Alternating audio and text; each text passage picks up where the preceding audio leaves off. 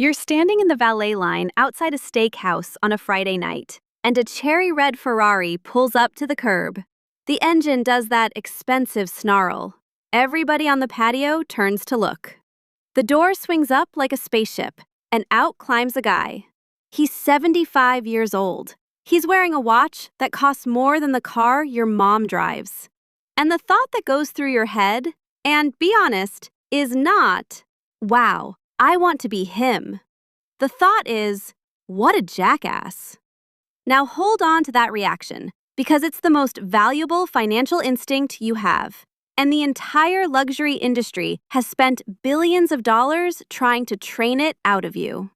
My name is Daniel, and today we're going to do something the people selling you the dream really don't want you doing. We're going to figure out how to actually live like a millionaire on an average salary. Not how to look broke. Not how to clip coupons and feel sorry for yourself. I mean how to genuinely sleep, dress, drive, and move through the world at the exact same quality level as a guy worth $50 million and pay a fraction of what he pays. Because here's the secret nobody at the dealership, the mattress store, or the watch counter will ever tell you. Above a certain point, the rich man and the smart man are buying the same thing. The rich man is just paying a stupidity tax on top. Let me start where you spend a third of your entire life. Not your job, your bed. There's a man, real guy, made his first real money in his 40s, who walked into a mattress store back when the money was new and the wanting was loud. And a salesman who could sell sand in a desert leaned in and told him this particular mattress had been slept on by the queen of some country he can't even remember the name of anymore. And he bought it for $25,000. 25 grand for a mattress. So picture his Tuesday night now. He climbs into the most expensive bed in the neighborhood, the royal mattress, the one a literal queen slept on. And it's uncomfortable. It's actually uncomfortable. He and his wife lasted 2 years on the thing before they couldn't take it anymore and threw it out. $25,000 in a landfill because a stranger said the word queen. Here's the part that should rearrange your brain. When he later went and actually researched mattresses, paid people to study it, compared the comfort, the support, the lifespan, you know what he found? The best mattresses on earth, the most comfortable, the ones that give you the deepest sleep and last the longest, cost about $1,500. Not $25,000, not $5,000, $1,500. So sit with the math, because the math is the whole point. You spend 7 to 8 hours a night on this thing. It is the single biggest factor in how well you sleep. And sleep is the single biggest factor in how your entire day goes. And the billionaire and the bus driver, if the bus driver is paying attention, are sleeping on the exact same quality of rest. The billionaire just paid 16 times more for the privilege of bragging about a dead queen. And this isn't even the expensive lesson yet. This is just the warm-up. Because the same trick, the exact same psychological sleight of hand, is about to be run on you the second you get dressed and walk out the door.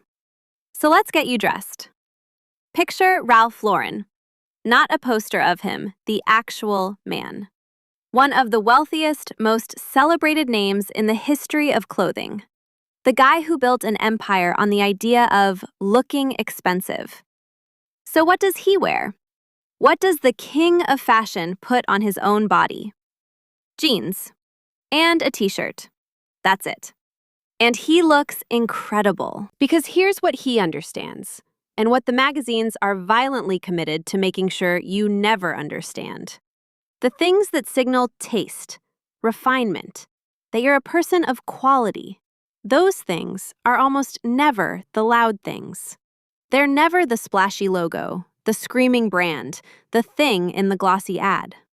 The real signals are modest, understated, quietly excellent, the kind of thing, frankly, you can buy secondhand. And this is where I need you to understand the one rule that runs underneath this entire video. Because once you see it, You can't unsee it. Every single thing you own and carry into the world sends one of two messages. Message 1. Look at me. I'm rich. I'm special. Message 2. I have discernment. I care about quality. I'm here for the long haul. The Ferrari guy sent message 1. And what did message 1 get him? It got him, what a jackass. We all, every one of us, want the same things. We want to be admired. We want to be respected. We want, underneath all of it, to be loved. And the cruel joke the luxury industry sells you is that you can buy those things with flashy stuff. You can't. You will get the precise opposite. The flashy car, the screaming watch, the logo across your chest. Those make people quietly resent you. But the modest, excellent things, the ones that whisper, I could have bought anything, and I chose this. Those make people trust you, respect you, want to do business with you. Same quality, opposite outcome. And one of them costs 1/10 of the other. Now let's get you a car, because this is where the whole thing comes together and where the numbers get genuinely funny. Same guy. In his loud, wanting years, he owned 10, 15 cars at a time, a fleet of message 1 machines. And today, after all of it, he owns 2. And his favorite, the one he loves most in the world, is a sedan he bought 21 years ago. 21 years. And here's what happens every single time he pulls up somewhere. The valet, a kid in his 20s, comes around and asks almost reverently, Is this the such and such? Because 2 decades ago, that car was the top of its entire line, the best they made. And you can buy that exact car today, the same prestige, the same engineering, the same valet-stopping presence, for about $35,000. Now do the comparison the dealership will never do for you. The 75-year-old in the Ferrari spent, $300,000? $4? To get out of his car and have a patio full of strangers think, what a jackass. This man spent $35,000 to have a parking attendant treat him like quiet royalty. Tell me which one of them is actually living like a millionaire. This is the pattern. You've now seen it 3 times in a row. The mattress, the clothes, the car, and it is always the same shape. There is a floor where you pay too little and you genuinely suffer. The lumpy mattress, the falling apart shoes, the unreliable car. You don't want to live on the floor. But there's also a ceiling, and the ceiling is a lie. The ceiling is $24,000 of pure markup for a dead queen's name. The entire game, the whole secret to living rich on an average salary, is learning to find the exact point where real quality lives, paying that, and not a single penny more. The rich man doesn't know that point exists. That's the only difference between you. He has more money and less information. You can simply have the information. Okay, I can already hear the comment forming. Daniel, this is just being cheap with extra steps. And no, this is the opposite of cheap. Cheap is buying the floor and suffering.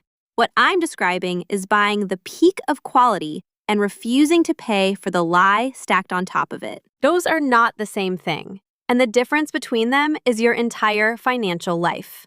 And if you're still here, you're the rare one, because most people checked out the moment I said the mattress only costs $1,500. They didn't want it to be that simple. So let me reward you for staying, because this is the part that actually matters. This is the one thing, and without it, everything else I've told you is worthless. That same man, the mattress, the fleet, the whole journey, he told a story about the day it all clicked. He's 50 years old. He's in Italy with his wife on a beautiful trip, walking across a bridge in one of the most stunning places on Earth. And he catches himself. He's not seeing the bridge. He's not seeing his wife.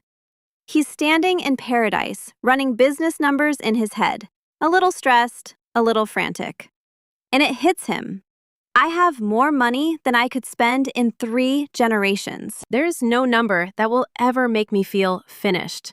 So why am I doing this to myself right here on this bridge? That's the trap nobody warns you about. He hit his first 10 million and was happy for about 15 minutes. And then it was 50 million, and then more. And the satisfaction he was promised at every level simply never showed up. Because the stuff was never the point. You can have the best sleep, the best clothes, the best car, all of it for a fraction of the cost. And if you don't have that one thing, contentment, the ability to be happy whether the money comes or not, then you have nothing. A frantic, rushed, miserable life in a beautiful house is still a frantic, rushed, miserable life. So here's what I actually want you to do before you spend real money on anything meant to make you look rich. Stop and ask one honest question. Am I buying the quality or am I buying the lie? Am I buying the $1,500 sleep or the $25,000 story about a queen? Because living like a millionaire was never about having the money. The Ferrari guy had the money, and all it bought him was a patio full of people thinking, what a jackass. The bravest, richest thing you can do on an average salary is stand in front of the loud, expensive, shiny version of the thing and quietly buy the one that's actually better. And keep the difference. And keep your peace.